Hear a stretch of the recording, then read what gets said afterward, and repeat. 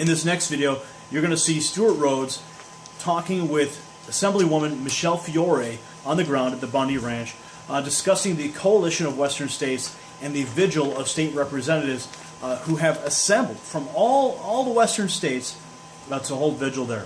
Take a look. This is Assemblywoman Michelle Fiore from Nevada, and unfortunately today she was the only Nevada legislator who had the courage to get up here, and she's been here all week, and the other ones who were supposed to be here did not show today. And we're going to go and talk to the Bundys and make the offer that to make sure to hold vigil with them, it's incredibly important for the elected officials to step up and stand with them. And many of them did today. We had a whole delegation from Arizona, from Montana, from Wyoming, from Washington State. They were from all over the country, and they were here over the weekend and also today, and that was really great. But we want also to have them commit to doing a vigil with the Bundys, if the Bundys accept it, to let them sit in they can sit on the couch and have milk and cookies with Mrs. Bundy and just kind of chill, so that the government knows that if they're going to do a raid on the Bundys, this is what we hear is being talked about. If they do a raid like that, we want them to know that there are elected folks, sheriffs and representatives who are there in the home standing with the Bundys. So Michelle has volunteered to be the first one, and I have to thank you for being so courageous. And I'll go there with you. If they want to do it, we'll do it together. But I'll tell you what, it's contemptible that these men who call themselves men are not here and weren't here today. And like I told the Bundy ladies, it does take sometimes the women to kick the men in the rear end to get them to see their duties. And nothing does that more than having a woman shame you into getting off the couch.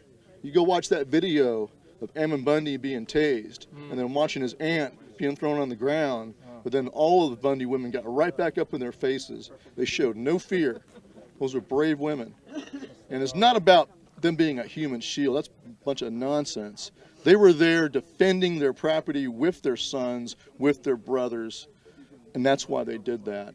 It was the whole family together. But their courage, I hope, will get all of you guys, every one of you veterans out there in particular. You cannot watch that and watch these women stand and then tell me that you're afraid to show up here or afraid to be on some government list. If you will not show up when women will stand, then you ought to get a pair of scissors out and cut off your damn balls and mail them to Obama, because that's who owns them. There's a call has gone out for Oath Keepers nationwide to set up a rotation of people through Nevada to protect the Bundy farm, because they feel that once the people leave and there's only him and his sons there and a few people, that the feds will come back. So what they're planning on doing, the Oath Keepers, some of the militia groups, are trying to set up or get a list of volunteers throughout the country of people that are ready, willing, and able to respond in a timely manner. With that will come the logistics. You know, it's one thing coming from Arizona to Nevada or Montana to Nevada. It's another thing coming from New York to Nevada. I mean, money-wise, distance, time, and travel, and everything else. But that's the stage we're at. So we're going to be kind of sending out an email to everybody in this group saying, are you available? Are you willing to be to travel? And stuff like that. So we just don't, it's not quite finalized yet. There also is they're going to set up a national fundraising number so that people will be able to donate to pay for gas for those people that are coming. And I don't know whether, if you get down to that ranch, whether or not people have to stay in tents. I don't know if there's, bunk houses. I don't know how that's set up, but they're working on it.